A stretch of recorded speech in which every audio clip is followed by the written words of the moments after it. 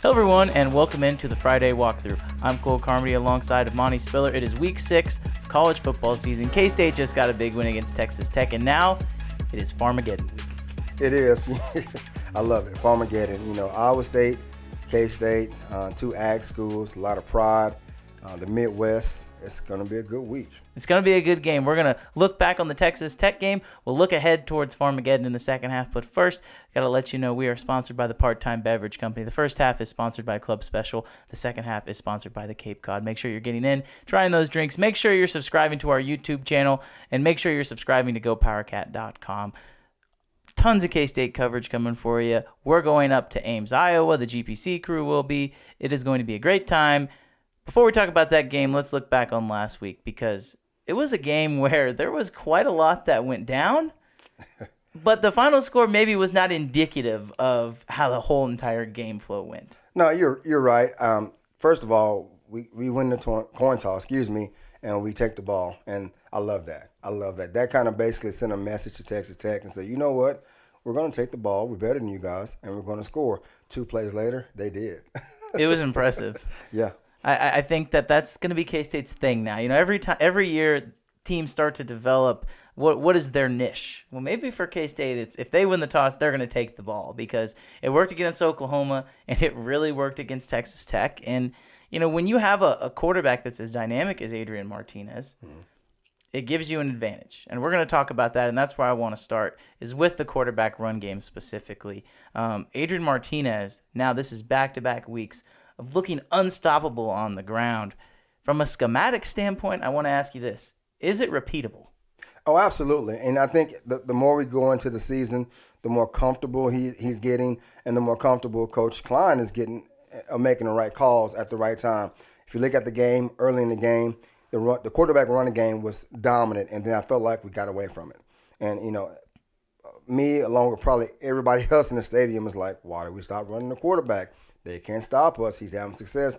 Why don't get away from it? And then when we needed a big play, we went back to the quarterback run game. So absolutely, I think it's we can do it at will if need be.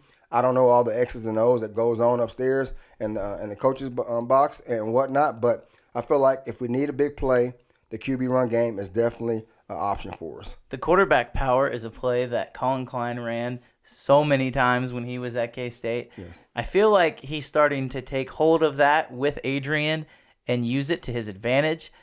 It has looked unstoppable these past 2 weeks. And give credit to where credit is due. Hadley Panzer at the right guard position coming in and filling in for Taylor Potier. He has played his butt off. There's a reason why they like to pull him around and run that play so much. Yep. On Adrian Martinez's 70-yard run in the second half, it was Hadley Panzer who sprung him with a great block, pulling around and getting to the linebacker.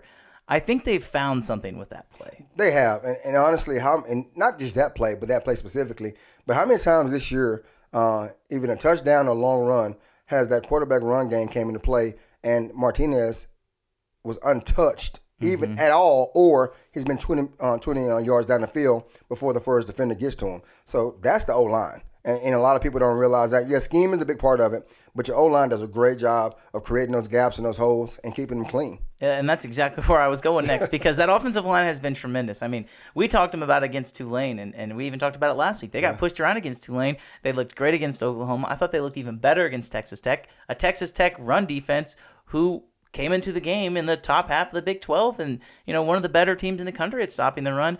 And K-State ran between Deuce Vaughn and Adrian Martinez for over 340 yards. That is incredible to think about, incredible when you consider the opponent. It doesn't get any easier this week with Iowa State, and we'll talk about that. But, I mean, the offensive line just imposed their will. They did, and I like the fact that they didn't take Tech for granted, which you shouldn't. And historically, Tech is known as an offensive school, and they still do have a powerful offense. But the defense is getting better, and a lot of times, coming off a big win, you tend to kind of lose that passion. But K-State came out, won the coin toss, took the ball, and the first 2 plays, shoved it down their throat and said, you know what, we're better than you, and we're going to show you. And that stemmed from the O-line. And we talked about Hadley Panzer, but 2 guys on the left side of the line, KT Leviston and Cooper Beebe, I thought played tremendous games. just watching Cooper Beebe play just gets me as excited as someone who used to play the offensive line. I mean, the kid does everything right. You talk to him and he's the nicest person ever. But what he does so well on the football field, I mean, he makes other players better along that offensive line, because when you have a left guard who can just clear out the whole entire defensive line, it makes your job so much easier as a center or as a left tackle. It does. And one thing I noticed about our line this year, I know I was fortunate enough to play with some dudes on the offensive line, but this year in every game I've noticed it. When I watch football, especially K-State, the O-line, they're nasty. They're finishing blocks. They're communicating well. But the biggest thing I see the difference is they're having fun. Whenever somebody scores a big run, runs a long play or scores a touchdown, they're right there celebrating, and they put somebody in the butt. I see them high-fiving, smiles on their faces, and, okay, next play, let's do it again. So they're being dominant, having fun. They're well-coached. They're physical kids, and it's a good group of people. What's crazy is through all this success on the ground, Deuce Vaughn has still not scored a touchdown in 3 weeks. He had some crazy streak where it was like he had scored a touchdown in 11 straight games. He was coming for Colin Klein's record of touchdown in consecutive games. He hasn't scored a touchdown in 3 weeks. I think that's going to happen this week. Yeah. He's bound to break out of that at some point. Right. But he sets a career high in rushing yards with over 170 on Saturday. A quiet 170 yards rushing, if that's even possible. I mean, this is the first time in school history K-State has had two rushers go over 170 yards in Adrian Martinez and Deuce Vaughn. It's remarkable, and you're right. You have to credit the offensive line. But I think an issue, maybe not an issue, a topic that's come up this week is K-State throwing the ball. That has to happen at some point. I think everybody is in agreement on that. But against Texas Tech, I felt like they just really didn't need to. They didn't, and I wanted to see more throwing just because – to let me know and the rest of the fans that were capable of doing it, but it wasn't needed. We could have ran the ball every other play against Tech and been successful, but I want to see them throw the ball. This week, I don't think we will need to either, and I'm not knocking Iowa State, but moving forward, when you see a TCU, you're going to have to throw the ball because their run defense is pretty stout as well, but you need to be complete if you want to make a run for the Big 12 championship and even more aspirations. But, yes, you have to be a complete team. You have to be balanced to some extent because there are teams that do things better than others, and we're going to run against a team that's a run-stopping team, and we're going to have to go to the air. So, yes, absolutely, we need to see the ball thrown more. And I wonder, part of me wonders if, we always talk about saving, the playbook. At this point in the season, I don't think you're saving anything. Mm-hmm. But I do wonder if Colin Klein says, all right, well, we'll come out on our script, typically – in your script, you have 10, 15 plays, and you kind of have an idea of what you want to run. There was no passing on the script really for Texas Tech, and it was almost like Colin Klein said, okay, well, we scored on a 2 straight runs. Now, one was a scramble from Adrian Martinez. The touchdown was a scramble. Right. But they scored so quickly, Colin Klein, I felt like maybe he was sitting up there saying, you know what, we like the looks we're getting on defense, from Texas Tech, so we're just going to continue to run the ball. I think it got caught up. I think that caught up to him a little bit as in the second quarter as Texas Tech started to come back. But, I do think they need to open it up a little bit more. But, I felt like the offensive line between them, Adrian Martinez, and Deuce Vaughn, when you have a rushing attack that dominant, you have to go with what works. Yeah, you do. And if you didn't, people will be questioning that, And a lot of times you have to take what the defense gives you. I'm not saying that Tech came in with the idea of afraid of our passing game. We got to stop K-State's passing game because, honestly, we hadn't showed a whole lot to be fearful of. Running game, yeah, if I'm a Tech's D coordinator, I'm like, we got to stop Deuce. We got to stop Martinez. It was the opposite. I'm not sure what they were thinking. Maybe our O-line was just that much better than our D-line. And if that's the case, great for us. But, yeah, you have to be balanced and you have to show a little bit more. And I did think Colin kind of got comfortable with some of his play calls early, midway through the game. But as the game went on, he kind of got a little more diverse. But we got the win. I think that's signs of a good play caller is figuring out what's working, figuring out, okay, now they've made an adjustment, and then Colin Klein counters and figures out the secret recipe for K-State. They ultimately end up winning. I want to talk about the defense in this game because Khalid Duke, Felix Anudike-Uzomah, 3 sacks apiece. The first time, again, another first time in school history, the first time that's ever happened. Khalid Duke gets Big 12 Defensive Player of the Year. Just what are your overall impressions of that defensive effort on Saturday? First of all, Khalid, I'm happy that he's healthy and he's back. It was so easy not to forget about him, but he kind of got lost in the shuffle last year after his injury and a lot of people. And when Felix came upon the scene, he was the guy. And we talk about it off camera. Khalid Duke is still a dude. And the thing about him, he wears 29. He's built like a DN, but plays out on the edge like a linebacker or a safety. So the guy's all over the place. And it didn't surprise me that both had 3 sacks that game. And I honestly believe that they're going to have a lot more multiple sack games moving forward. But that allows the backers to stay clean because somebody has to get double. And if you're going to double Felix, Duke going to get his. And if you're going to double the other one, vice versa. So pick your poison. But to have 2 great edge rushers on the field at the same time, that's a huge bonus. So let me ask you this then. Do you feel like, because K-State did this multiple times, it almost felt like they tended to line Duke and Felix up on the same side as opposed to putting them on the bookends, and which maybe, sitting at home as a fan, you're like, oh, well, why wouldn't you not want both those guys on the bookends? But I think it's the double team aspect, right? Make them choose because somebody's going to have one-on-one. That's just how it works. Do you think we'll continue to see that, or do you think they might transition Duke to maybe rush on the outside, on the opposite side of Felix a little bit? It'll be a good mix. I think it's based on week to week who we play. Like if you have a team that has a dude at tight end that can hold his own, we might put them opposite of each other. But if there's an average tight end, we're abusing that guy, and we're coming after him one-on-one, and you're going to have them separated. But if they have a good left tackle or right tackle, whichever side they tend to go to, we're going to put both guys on that side and basically force them to show their hand, and we're going to expose their weak link. And I think a big part of that, of Khalid and Felix coming back, was Nate Matlack. Yes. He came back. He's finally starting to get a little bit more healthy after coming out against Tulane. I think he'll be as close to full go as he can get, at this point in the season on Saturday. So that's only going to help the defensive line. And Eli Huggins, he came out of the game. He'll be back. Yeah. So they have all those guys on the defensive line. And it's scary for opposing offensive coordinators, and it was scary for Texas Tech on Saturday. The linebacker play, that's another thing I want to ask you about. Yeah. Austin Moore has been incredible this season. Yeah. On that 4th down play against Texas Tech specifically. I mean, first of all, I understand analytics. I understand going for it. We knew Texas Tech was going to go for it. We talked about that. Sure enough, they're down 10-0. Yep. They go for it, and here comes Austin Moore making a huge stop. And I guarantee I would be surprised if this wasn't a scenario when they watch film the following week of that play, and I guarantee their coach probably had it on the board, on the screen, big-time players make big-time plays. And to the most people, they would understand that's a big-time play. If you can get a speed guy stopped on the edge at a linebacker position on 4th down to get us the ball in good field position, that's a big-time play and a game changer. And that was phenomenal. And not to mention his interception as well, a guy that can run in open space. And a lot of times, a linebacker drops that ball that deep.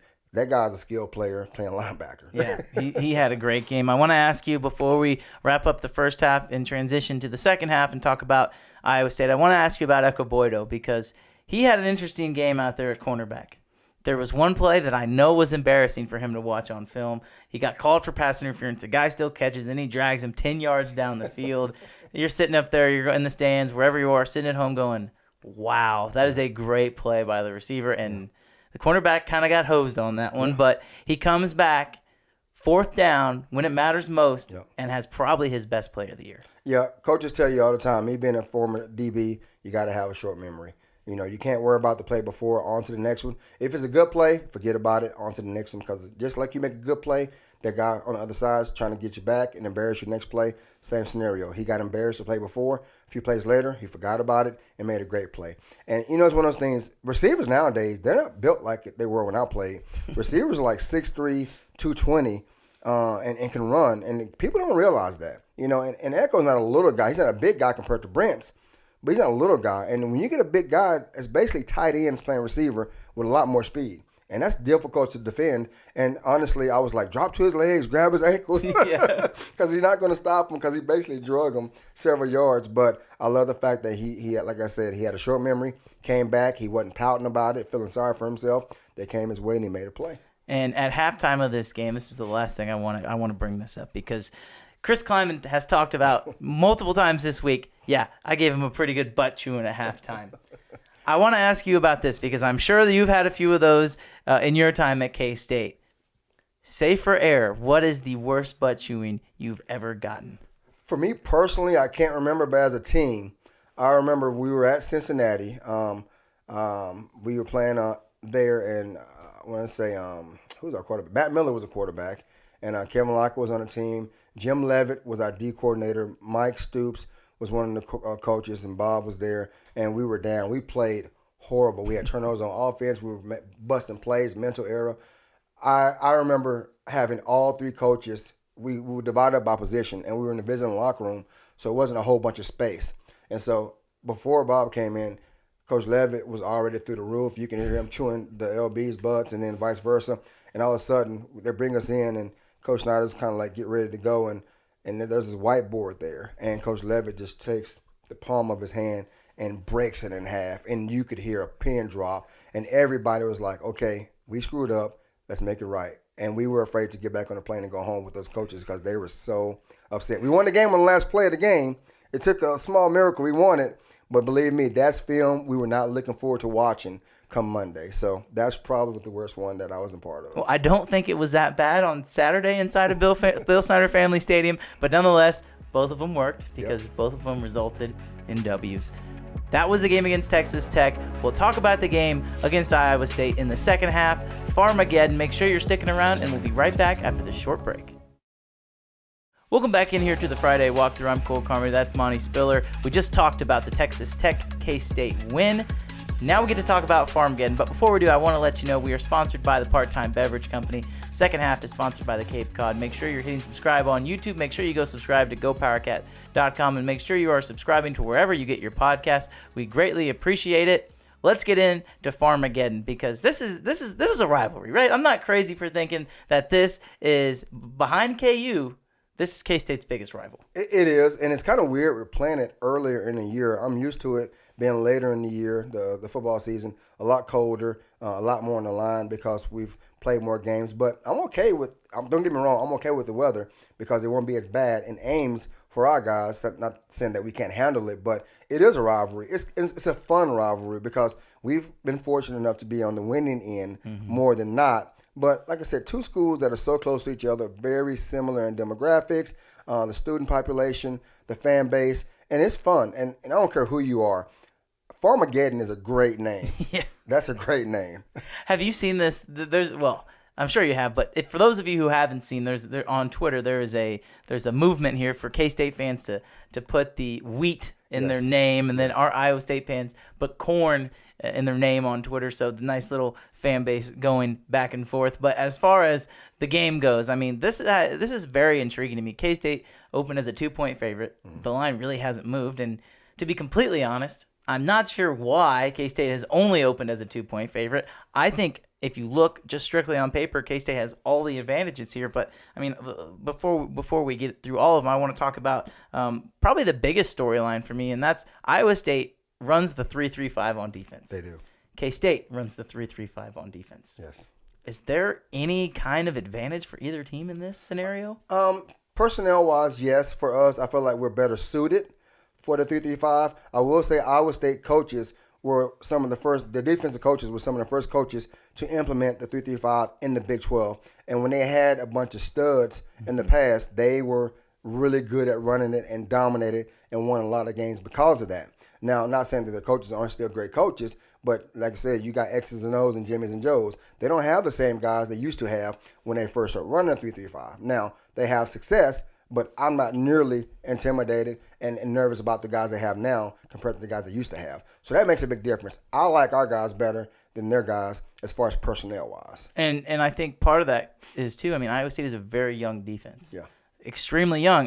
Don't get me wrong, they still have done a very good job. They've only given up, I believe it's 14 points per game through the 5 games they played now. That includes a 31 point game where they gave up 31 points. So, I mean, Iowa State can be good on defense. Their run defense, again, we mentioned it in the first half, very solid. And let's face it, this defense held a KU team, as much as we want to discredit KU, they held them to 14 points. Yeah. You hold a team to 14 points, you should win the game. Iowa State did not. Yeah. They lost 14-11. But, I mean, this is a defense that could give K-State some trouble. No, absolutely. Iowa State's defense did their part last week in the game. They did everything they could to put their offense in position to win, and the offense just couldn't finish. And also with special teams, they missed 3 field goals, I believe. But their defense is solid. Don't get me wrong. I'm not knocking them. I think ours is better, but they're a good defense, and they could give us fits. And you better believe Matt Campbell's going to have those boys ready to play us because they understand you can't lose 2 Big 12 games back-to-back and expect to make it to the championship game. And then even at that point, you got to look at your bowl eligibility as well because it doesn't get any easier. You know, before the season started, a lot of people thought maybe KU would be one of their wins, and that's not the case, obviously. So they have a lot of pressure on them to get a win at home. And I think K-State understands that and will go in prepared, though. But it should be a good game. I'm very curious to see how they respond because you're right. They've lost 2 games in a row. They lost to Baylor. They lost to KU. And they come back home. It's a night game. You know, they wear their all-black uniforms, which, okay, this is just me talking, but black, really? Is that a color of Iowa State? I thought it's red and yellow. Whatever. Besides the point. They come home. They wear these jerseys. It's a night game. You know, they get to walk across the bridge that Iowa State fans always talk about. I mean, okay, there's going to be a lot of hype for this game, but, I mean, I just think K-State is so much better defensively than Iowa State is offensively. Yes. And we'll talk about when K-State's on offense here in a second, but I want to go to that side of the ball specifically because you look at this Iowa State offense led by Hunter Deckers, a first-year starting quarterback. Xavier Hutchinson is a great wide receiver. Don't get me wrong, but they might be without their 2 starting running backs. That is huge, especially given the fact that they scored 11 points against arguably one of the worst defenses in the Big 12 in KU. Right. But they scored 11 points in a Big 12 game. Yeah. That, regardless of the opponent, I mean, that's just unacceptable. It is. And watching that KU game against them, I kind of could question some of the play calls because towards the end of the game, KU was running the 3-3-5 defense, and they were bring Hutchinson across the middle, and every time they would drag him, that middle safety, the bandit, whatever people want to call it, his job, if anybody comes to the middle, number 3 receiver, comes in, you jump it. And he was jumping it. And Iowa State continued to run that same route to the middle, knowing the defense they were in, and it had no success on 3rd down and 4th down. So that kind of boggled my mind. But, you know, that's on them. But our defense is definitely better than our offense. And I feel like they have some good players, but our cornerbacks will be okay one-on-one against their receivers. And that allows our safeties and our linebackers to run free and not worry about doubling somebody. And honestly, their O-line struggled against KU D-line, which was regarded one of the worst in the Big 12 going into the game. Yeah. And they got pressure. And I know our guys get pressure. So the question for me is, how will they stop our D-line? And that's exactly where I was going next. That offensive line looked terrible against KU. I mean, that's just the bottom line. They look terrible. They did. I think K-State's going to be able to get pressure with 3 guys this week. You're right. I think they are. I don't think that there's any 2 combination. Unless you triple team Felix, he will find a way to get to the quarterback. And you know what? The thing about it is I could see Eli Huggins. He might be a guy that has a breakout game this week because if you want to double Felix, if you want to double the other end, if you're leaving somebody's got to be single blocked here, and because you can't. I just don't think it'd be smart to leave Nate Matlack single blocked out there on the outside, and you obviously don't want to do it to Felix. So somebody's going to be single blocked. I think that I think that Huggins has a chance to have a really big game this week. No, you're right. Their center is a good player, but he's not great. And a lot of times, you watched that game from KU last week. They had a lot of false starts. They were not a lot of holding penalties, and they were not disciplined. So, and once a team starts to attack you, the mistakes are going to happen, and I can see that happening. I'm not saying it's going to happen as bad as it did last week, but I can see it definitely happening. Well, one of the things that struck me was Matt Campbell was asked on his press conference on Tuesday about the offensive line play, and he goes, "Yeah, it was okay." And I wanted to say, what game are you watching? Because the game that I saw, Iowa State just gave up so much pressure. They did. And Hunter Deckers he's a dual threat quarterback, if you want to say that, but he's not Donovan Smith from Texas Tech. No. He's not even Brady Cook from Missouri or Michael Pratt from Tulane. I think this will be the worst quarterback K-State has seen, minus the South Dakota quarterback. No offense to him, but this will be the worst quarterback K-State's seen from a dual threat aspect. He's a lefty, which is interesting, but I don't think there's any way where K-State doesn't consistently win on the defensive side this week against the Cyclones. No, I'm with you, and I'm glad you said dual threat because he has the capability to run, but I don't see him running away from anybody, from our linebackers, definitely not our safeties and corners, and even Felix and Khalid can run him down as well. I don't see him outrunning any of those guys on the edge. So, yeah, good luck on that. And you brought up special teams, and I want to talk about that because we didn't get a chance to talk about it last week. Iowa State should have won that game against KU. Absolutely. They missed 3 field goals, like you mentioned. They muffed a punt. This is just setting up for K-State to have a big game on special teams. Throw in the fact that they gave up, I believe, 2 pretty decent returns to KU. They did. Yeah. So this is screaming to me. I'm going to throw this out here. I'm going to make a wild prediction. I think K-State scores a special teams touchdown on Saturday. Iowa State looked terrible in special teams. You do not fix that in a week. No. You just can't. You cannot spend enough time on fixing that in 1 week. I think K-State, if they don't score a special teams touchdown, they'll come close. They'll make some big plays, but I think they're going to get a special teams touchdown this week. I'm in agreement, and I'm assuming when you say special teams, kickoff return, punt return, but I'm gonna go one further. I think we'll block a punt, and we're really good about blocking punts, and historically. And it's been a couple of weeks since we blocked one. But for whatever reason, as long as I can remember, I felt like every time we play Iowa State, we either block a field goal or block a punt. Block the extra point to win the game in Arrowhead Stadium? Absolutely. I feel like we always do as some entity of the game, and I feel like it'll happen again come this weekend. K-State has the clear special teams advantage in this one. I mean, it's not even close. No, you're right. So you're right. They have to use that. Make some big plays, and K-State will be set up perfectly. Let's go to the offensive side because this is, to me, I think, if this game is going to be close, it's going to be because Iowa State finds a way to slow down Adrian Martinez and Deuce Vaughn. Yeah. I think that can happen. I'm not going to say that I don't think that's going to happen. I do think this isn't going to be, a rout or anything like that. But I mean, what do you need to see from K-State's offense in order to feel good going into the bye week? I think I need to see more Malik Bowes in the past game, and also I feel like Cade Warner is going to have a good game. I don't know why, but I feel like this type of defense and personnel, his size, and the way they line him up puts him in a position to be successful. And I feel like he'll have a big game. But I like to see at least 2 receivers outside of Deuce be consistent and make plays and in the scheme of things. Deuce is going to get his, Adrian's going to get his. But I want to see them make plays across the middle, on the outside, and where we're moving the ball and doing it confidently and knowing and basically dictating what happens and imposing our will. And in that game against KU, KU had a chance to bust some big runs. Yeah. Daniel Highshaw is a very good running back for him. For KU, he got hurt. Hope the best for him.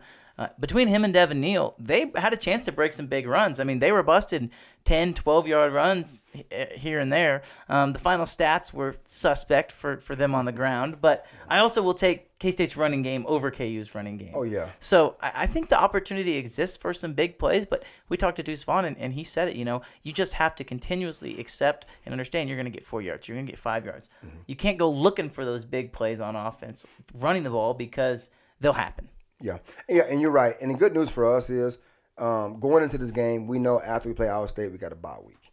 And so we're all in. And I think K-State is not going to take Iowa State for granted by any means, because if you were to do that, that's just silly on your part. But I understand. And personally, it is funny because me being me, when the top 25 came out and we were below TCU and KU, which is fine. They're both undefeated. Much respect to them. If I'm K-State, I'm like, okay, that's added fuel to the fire. We're going to go smack Iowa State just to show everybody that we're better than what you say we are. Keep us where you want to keep us, but that's just added fuel for us internally to go smack Iowa State and show you guys, okay, next time get it right. I think there's some of that for sure. Yeah, it's impossible to not feel like that, I think, as a player. So we'll see how that goes. As far as the passing game goes, I want to know what you think about this, because I feel like they are going to make sure that Adrian Martinez does not beat them scrambling. And so what does that mean? Are they going to QB spy him? Does that mean maybe they don't run as much man coverage because K-State's had a tendency to run those downfield routes? Then there's nobody there within 10 yards of the line of scrimmage to tackle the quarterback. Maybe they play some more zone. Do you feel like there's going to be any type of trying to contain Martinez on Saturday? I think they will, obviously, because he hurt Texas Tech last week. And I think K-State will counter that with H-back, fullback. And how long has it been since you had the little pop pass at the middle for a K-State fullback? You haven't seen that in a couple of games yet. So I think K-State will come with something different like that, with the expectation that Iowa State's going to try to, contain Martinez and Deuce as well. And they're going to have to pick which one. Like, who's not going to hurt us? Right now, who's the hottest player? It's Martinez. So we're going to stop him. Make somebody else beat you. And then if that other guy beats you, then we figure it out from there. But yeah, I think they're going to put a plan in to stop Martinez.